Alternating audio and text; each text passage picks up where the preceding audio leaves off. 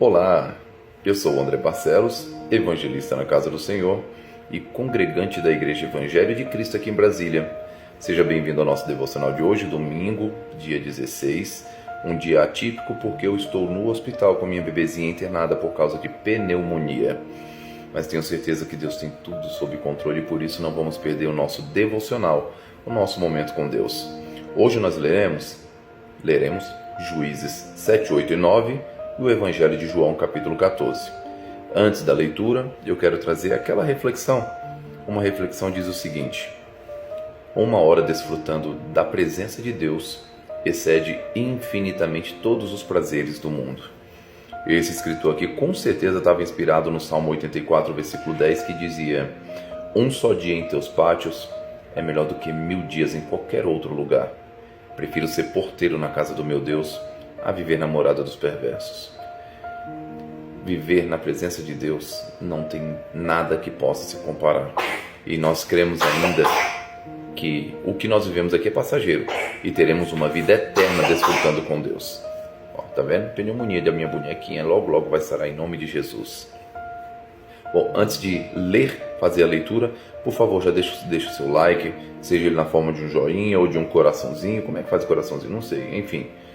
Seja na forma do coraçãozinho, você deixa o seu like e você me ajuda demais. Também coloca nos comentários que você está acompanhando a gente aqui, tá bom? Põe nos comentários. O seu comentário faz as duas plataformas, YouTube e TikTok, entenderem que esse vídeo está gerando engajamento. E compartilha, para que mais e mais pessoas possam participar conosco desse devocional, tá bom? Por fim, antes de ler, me permita fazer uma rápida oração. Senhor Deus eterno, te agradeço por mais esse devocional, mais essa oportunidade de estudar, de meditar e de tentar te conhecer por meio das suas escrituras. Que o Senhor nos abençoe e possamos alcançar cada vez mais conhecimento, possamos te conhecer na plenitude da tua graça. Eu sei que o dia para mim é um pouco atípico, passar o fim de semana no hospital, mas eu sei que o Senhor tem tudo sob controle, por isso eu não vou perder a minha fé e a minha devoção ao Senhor. Muito obrigado por tudo, em nome de Jesus. Amém. Amém? Então, de vez em quando você pode ver uma pausazinha nesse vídeo, porque eu posso parar por causa dela, por causa do médico, mas nós faremos o nosso devocional agora, tá bom? Vamos lá? Livro de Juízes, capítulo 7, que vai falar sobre Gideão, como Gideão derrota os midianitas. Jerubbaal, isto é, Gideão, e todo o seu exército se levantaram de madrugada e acamparam junto à fonte de Arode.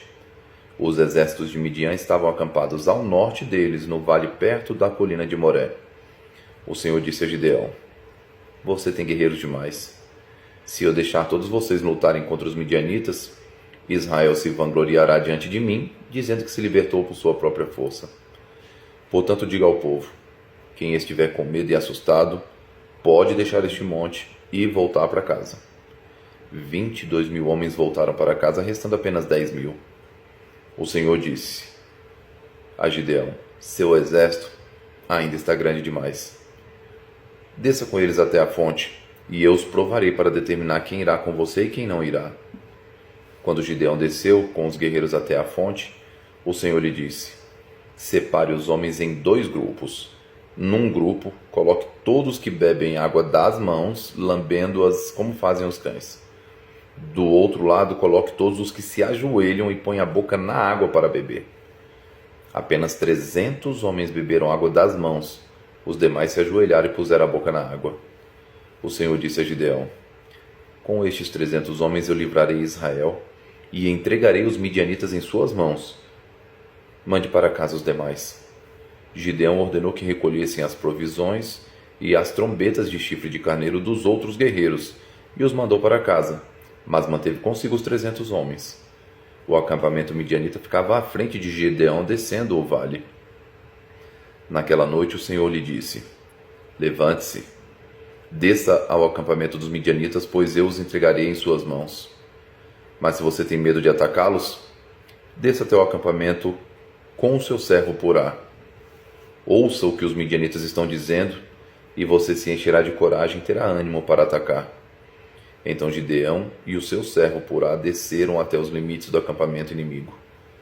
Os exércitos de Midian, de Amaleque e dos povos do leste cobriam o vale como uma nuvem de gafanhotos. Os seus camelos eram tão numerosos como os grãos da areia da praia, impossíveis de contar. Gideão se aproximou no exato momento em que um homem contava um sonho a seu amigo. O homem disse: eu tive um sonho no qual... Repetindo aqui. O homem disse: tive um sonho no qual um pão de cevada veio rolando para dentro do acampamento midianita. Então bateu numa tenda e ela virou, desmoronando-se.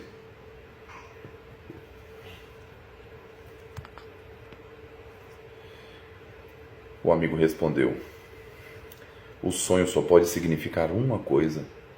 É a espada de Gideão, filho de Joás, o israelita. Deus entregou todo o exército midianita nas mãos dele. Quando Gideão ouviu o sonho e a sua interpretação, prostrou-se em adoração. Voltou para o acampamento de Israel e gritou: levantem-se! O Senhor entregou o exército midianita em suas mãos. Em seguida, dividiu os 300 homens em 3 grupos e deu a cada homem uma trombeta e um vaso de barro com uma tocha dentro. Olhem para mim, disse ele. Quando chegarmos à beira do acampamento, façam o que eu fizer. Assim que eu e todos os que estiverem comigo tocarmos nossas trombetas, toquem as suas também ao redor de todo o acampamento e gritem: pelo Senhor e por Gideão. Pouco depois da meia-noite e da troca da guarda inimiga, Gideão e seus 100 homens chegaram aos limites do acampamento midianita. De repente, tocaram as trombetas e quebraram os vasos de barro. Então os 3 grupos tocaram as trombetas e quebraram os vasos. Segurando a tocha na mão esquerda e a trombeta na mão direita, todos gritaram: a espada pelo Senhor e por Gideão!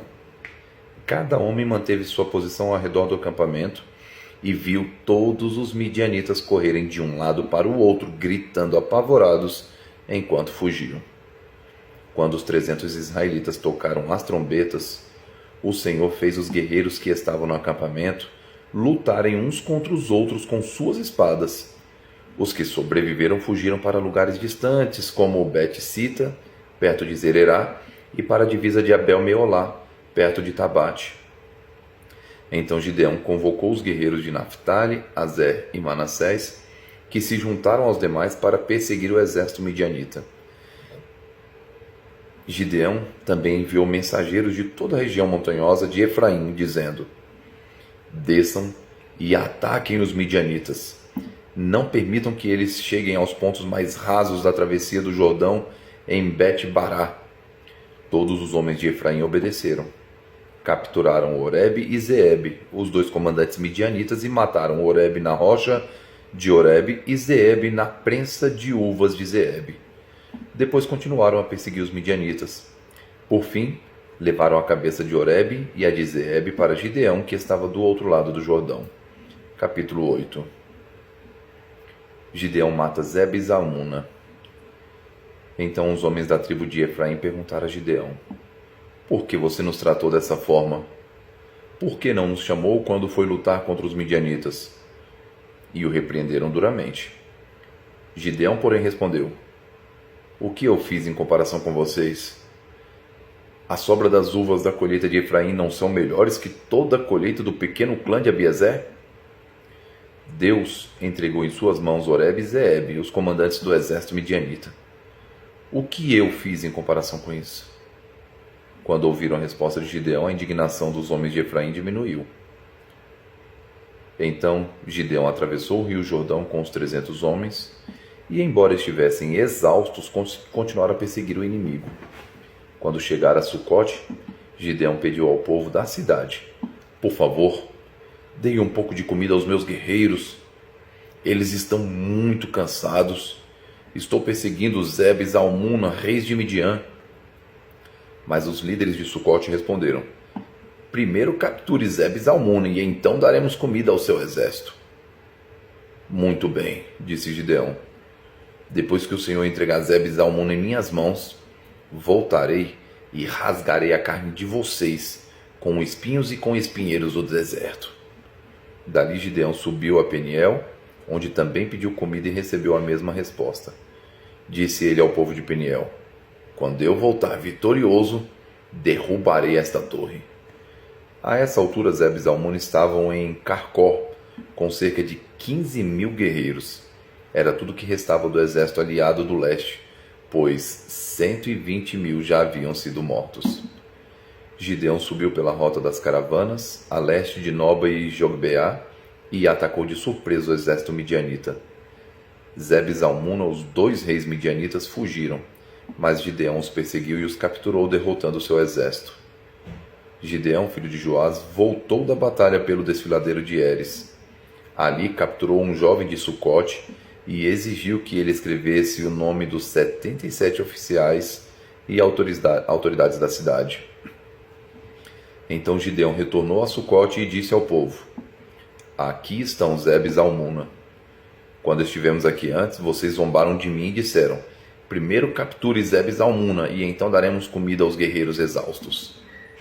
Gideão prendeu as autoridades da cidade e os castigou com espinhos e espinheiros do deserto. Também derrubou a torre de Peniel e matou os homens da cidade. Depois disso, Gideão perguntou a Zeb e Zalmuna: como eram os homens que vocês mataram em Tabor? Como você, responderam eles. Todos pareciam filhos de rei. Eram meus irmãos, filhos de minha mãe, exclamou Gideão. Tão certo como vive o Senhor, eu não mataria vocês se tivessem poupado a vida deles. Gideão se voltou para Jéter, seu filho mais velho, e disse: mate-os. Mas Jéter não tirou a sua espada, pois ainda era jovem e tinha medo. Então Zeb e Zalmuna disseram a Gideão: seja homem, mate-nos você mesmo. Gideão os matou e tirou os enfeites que estavam no pescoço dos camelos deles. O colete sacerdotal de Gideão. Então os israelitas disseram a Gideão: seja nosso governante. Você, seu filho e seu neto nos governarão, pois nos libertou de Midian. E Gideão, porém, respondeu: nem eu nem meu filho governaremos vocês. O Senhor os governará. Mas tenho um pedido a fazer. Cada um de vocês me dê uma argola de ouro que tomou dos seus inimigos como despojo. Uma vez que os inimigos eram ismaelitas, todos usavam argolas de ouro. Com todo prazer, responderam eles. Estenderam uma capa e cada um jogou ali uma argola de ouro que havia tomado como despojo. O peso das argolas de ouro totalizou pouco mais de 20 quilos, sem contar os enfeites, os pendentes e as roupas de púrpura que os reis de Midian usavam, além das correntes que estavam no pescoço dos seus camelos. Com esse ouro, Gideão fez um colete sacerdotal e o colocou em Ofra, na sua cidade. Todo o Israel, porém, se prostituiu, fazendo do colete objeto de adoração, e ele se tornou uma armadilha para Gideão e sua família. Esse é o relato de como os israelitas derrotaram Midian, que nunca se recuperou. Durante 40 anos do restante da vida de Gideão, houve paz na terra. Então Gideão, filho de Joás, voltou para casa. Gerou 70 filhos do sexo masculino, pois teve muitas esposas. Também teve uma concubina em Siquém que deu à luz a um filho seu, a quem ele chamou de Abimeleque. Gideão, filho de Joás, morreu quando era muito idoso e foi sepultado no túmulo do seu pai Joás, em Ofra, no território do clã de Abiezer. Logo depois da morte de Gideão, os israelitas se prostituíram, adorando imagens de Baal e fazendo Baal Berite seu Deus. Os israelitas se esqueceram do Senhor seu Deus, que os havia livrado de todos os inimigos ao redor. Também não demonstraram lealdade alguma para com a família de Jerubaal, isto é, Gideão, apesar de todo o bem que ele havia feito a Israel. Capítulo 9. Abimeleque governa sobre Siquém. Certo dia, Abimeleque, filho de Gideão, foi a Siquém visitar os irmãos de sua mãe e disse a eles e aos demais membros do clã materno: perguntem aos líderes de Siquém se preferem ser governados por todos os 70 filhos de Gideão ou por um só homem. E lembrem-se de que eu sou da mesma carne e do mesmo sangue de vocês.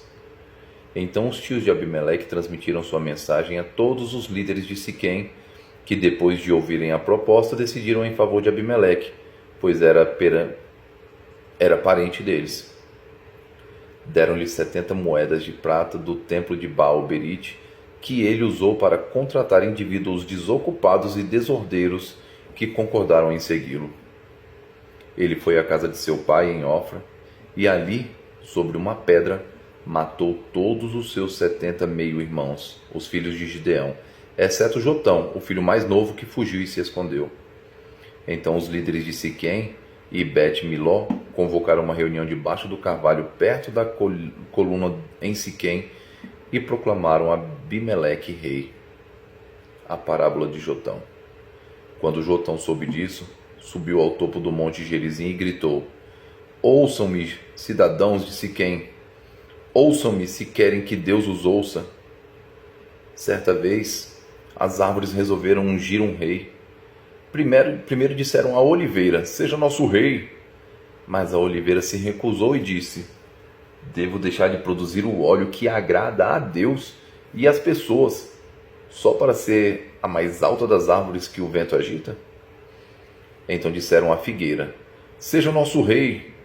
Mas a figueira também se recusou e disse: devo deixar de produzir meus frutos doces e deliciosos só para ser a mais alta das árvores que o vento agita?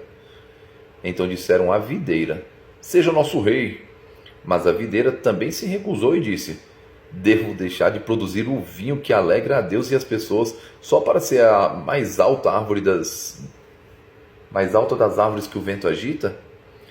Por fim, todas as árvores se voltaram para o espinheiro e disseram: seja o nosso rei. E o espinheiro respondeu às árvores: se querem mesmo ungir-me seu rei, venham abrigar-se à minha sombra. Se não, que saia fogo de mim e queime os cedros do Líbano. Jotão prosseguiu: será que vocês de fato agiram de forma honrada e íntegra ao proclamar Abimeleque seu rei? Será que foram justos com Gideão e seus descendentes? Vocês o trataram como ele merece, tendo em vista que tudo que ele realizou? Meu pai lutou por vocês e arriscou a vida deles para libertá-los dos midianitas. Mas hoje vocês se rebelaram contra ele e seus descendentes e mataram seus 70 filhos sobre uma pedra. Escolheram Abimeleque, filho da escrava dele, para ser rei só porque ele é seu parente. Se hoje agiram de forma honrada e íntegra com Gideão e com seus descendentes, então que sejam felizes com Abimeleque e ele seja feliz com vocês. Mas se não fizeram, então que saia fogo de Abimeleque e queime os líderes de Siquém e Bet-Miló, e saia fogo dos líderes de Siquém e Bet-Miló e queime Abimeleque. Então Jotão fugiu e foi morar em Beer, pois tinha medo de seu irmão Abimeleque. Siquém se rebela contra Abimeleque. Depois que Abimeleque havia governado Israel por 3 anos, Deus enviou um espírito que gerou discórdia entre Abimeleque e os líderes de Siquém, que se rebelaram. Foi um castigo para Abimeleque, por ele ter assassinado os 70 filhos de Gideão, e para os líderes de Siquém por terem apoiado Abimeleque no assassinato de seus irmãos. Os líderes de Siquém prepararam uma emboscada para Abimeleque no alto dos montes, e assaltavam todos os que passavam por ali. Contudo, alguém alertou Abimeleque sobre essa conspiração. Nessa época, Gaal, filho de Ebed, se mudou para Siquém com seus irmãos e ganhou a confiança dos líderes da cidade. Depois de irem ao campo, colheram as uvas e pisaram nelas, realizaram uma festa da colheita no templo do Deus local. Foi servido vinho à vontade e todos começaram a amaldiçoar Abimeleque. Quem é Abimeleque? Disse em alta voz Gaal, filho de Ebed. Se não é um verdadeiro filho de Siquém, por que devemos servi-lo? É apenas filho de Gideão, e esse Zebu é apenas o seu ajudante. Sirvam aos verdadeiros filhos de Amor, o fundador de Siquém. Por que devemos servir Abimeleque? Se eu estivesse no comando, me livraria de Abimeleque. Diria a ele: convoque seus soldados e venha lutar. Mas quando Zebu, que governa a cidade, tomou conhecimento das palavras de Gaal, ficou furioso. Enviou mensageiros a Abimeleque em Arumá para lhe dizer: Gaal, filho de Ebed, e os seus irmãos se mudaram para Siquém e estão instigando a cidade a se rebelar contra você. Venha de noite com seu exército e esconda-se nos campos. pela manhã, assim que o sol nascer, ataque a cidade. Desculpa. Pela manhã, assim que o sol nascer, ataque a cidade. Quando Gaal e aqueles que o acompanham saírem para lutar contra você, faça com eles o que desejar. Então Abimeleque e todos os seus homens saíram de noite, dividiram-se em 4 grupos e armaram uma emboscada ao redor de Siquém. Gaal, filho de Ebed, estava à porta da cidade quando Abimeleque e o seu exército saíram dos seus esconderijos. Quando Gaal os viu, disse a Zebul: Olhe, há pessoas descendo do alto das colinas. Zebul respondeu: São apenas as sombras dos montes que se parecem com homens. Mas Gaal insistiu: Não! São pessoas descendo as colinas. E outro grupo vem pela estrada que passa pelo carvalho dos adivinhos. Zebul se voltou para ele e perguntou: Onde foi parar toda a sua conversa? Não foi você que disse quem é Abimeleque e por que deveríamos servi-lo? Os homens dos quais você zombou estão logo ali do outro lado, fora da cidade. Saia e lute contra eles. Então Gaal marchou à frente dos líderes de Siquém para a batalha contra Abimeleque. Abimeleque perseguiu Gaal e muitos homens de Siquém foram feridos e caíram pelo caminho enquanto recuavam até o portão da cidade. Abimeleque voltou a Arumá e Zebul expulsou Gaal e os seus irmãos de Siquém. No dia seguinte, o povo de Siquém saiu para guerrear nos campos. Abimeleque soube disso, dividiu seus homens em 3 grupos e armou emboscadas no campo. Quando Abimeleque viu o povo sair da cidade, ele e os seus homens saíram dos seus esconderijos e atacaram. Abimeleque e seu grupo tomaram de assalto o portão da cidade para impedir que os homens de Siquém voltassem para dentro. Enquanto isso, os outros 2 grupos atacaram e mataram aqueles que estavam nos campos. A batalha durou o dia inteiro. Por fim, Abimeleque tomou Siquém e matou seus habitantes. Depois destruiu a cidade e espalhou sal em todo o solo. Ao tomarem conhecimento do que havia acontecido, os líderes que viviam na torre de Siquém correram e se esconderam na fortaleza do templo de Baal-Berite. Quando alguém informou Abimeleque de que esses habitantes estavam reunidos ali, ele levou seu exército ao monte Zalmon, pegou um machado, cortou alguns galhos de uma árvore e os pôs sobre os ombros. Rápido, façam como eu, disse a seus homens. Assim, cada um cortou alguns galhos e fez como Abimeleque. Então, amontoaram os galhos junto às paredes do templo e puseram fogo. Todos que viviam na torre de Siquém morreram, cerca de 1000 homens e mulheres. Em seguida, Abimeleque atacou a cidade de Tebes e a conquistou. No meio da cidade, porém, havia uma torre forte e toda a população, homens e mulheres, fugiu para lá. Trancaram-se por dentro e subiram até o terraço. Abimeleque foi até a torre e a atacou, mas quando se preparava para incendiar a entrada da torre, uma mulher que estava no terraço jogou na cabeça de Abimeleque uma pedra de moinho que lhe rachou o crânio. Sem demora, ele disse ao seu jovem escudeiro: Tire a espada e mate-me. Assim ninguém dirá que uma mulher matou Abimeleque. O jovem o atravessou com sua espada e ele morreu. Quando os israelitas viram que Abimeleque estava morto, debandaram e voltaram para casa. Desse modo, Deus castigou Abimeleque pelo mal que ele havia feito a seu pai, matando os 70 irmãos. Deus também castigou os homens de Siquém por toda a sua maldade. Assim cumpriu-se a maldição de Jotão, filho de Gideão. E agora vamos para o Evangelho de João, capítulo 14. Jesus, o caminho para o Pai. Não deixem que seu coração fique aflito. Creiam em Deus, creiam também em mim. Na casa de meu pai há muitas moradas. Se não fosse assim, eu lhes teria dito: vou preparar-vos um lugar, e quando tudo estiver pronto, virei buscá-los, para que estejam sempre comigo, onde eu estiver. Vocês conhecem o caminho para onde eu vou. Não sabemos para onde o Senhor vai, disse Tomé. Como podemos conhecer o caminho? Jesus disse: Eu sou o caminho, a verdade e a vida. Ninguém pode vir ao Pai senão por mim. Se vocês realmente me conhecem, ou se realmente me conhecessem, saberiam quem é meu Pai. Mas de agora em diante, vão conhecer e ver o Pai. Filipe disse: Senhor, mostra-nos o Pai e ficaremos satisfeitos. Jesus respondeu: Filipe, estive com vocês todo esse tempo e você ainda não sabe quem sou eu? Quem me vê, vê o Pai. Então por que você me pede para mostrar o Pai? Você não crê que eu estou no Pai e o Pai está em mim? As palavras que eu digo não são minhas, mas do Pai que permanece em mim e realiza suas obras por meu intermédio. Apenas creiam que eu estou no Pai e que o Pai está em mim. Ou creiam pelo menos por causa das obras que vocês me viram realizar. Eu lhes digo a verdade. Quem crê em mim fará as mesmas obras que tenho realizado e até maiores, pois eu vou para o Pai. Vocês podem pedir qualquer coisa em meu nome e eu farei, para que o Filho glorifique o Pai. Sim, peçam qualquer coisa em meu nome e eu farei. Jesus promete o Espírito Santo. Se vocês me amam, obedeçam os meus mandamentos.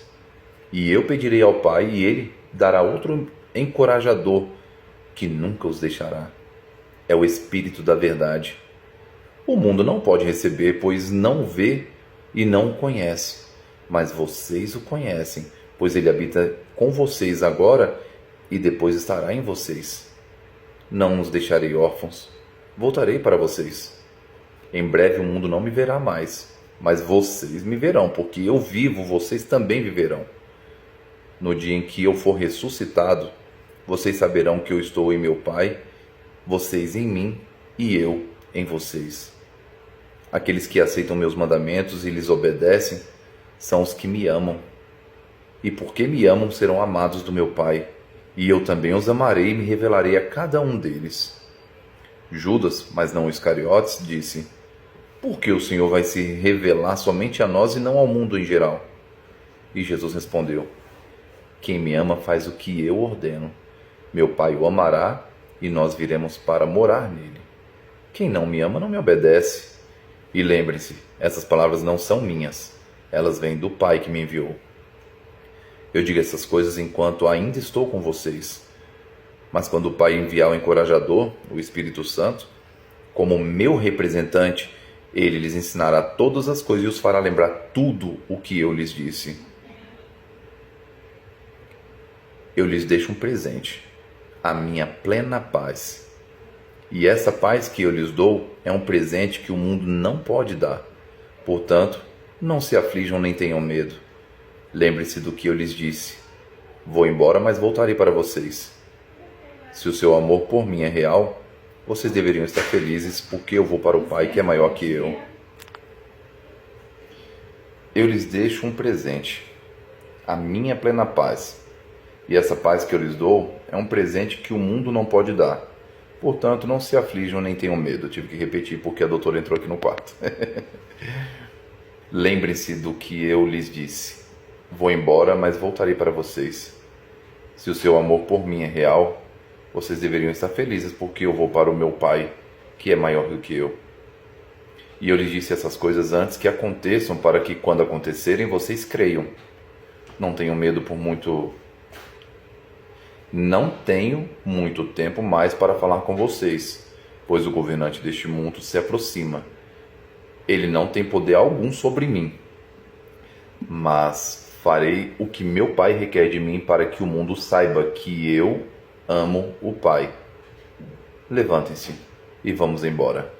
E aqui, meus irmãos, nós fechamos o nosso devocional diferente hoje, tá? Apesar disso aqui, essa gostosura tá dodói aqui nos meus braços, eu tenho certeza que tudo vai dar certo. E logo, logo nós teremos aí a notícia de alta. Vai ser bênção.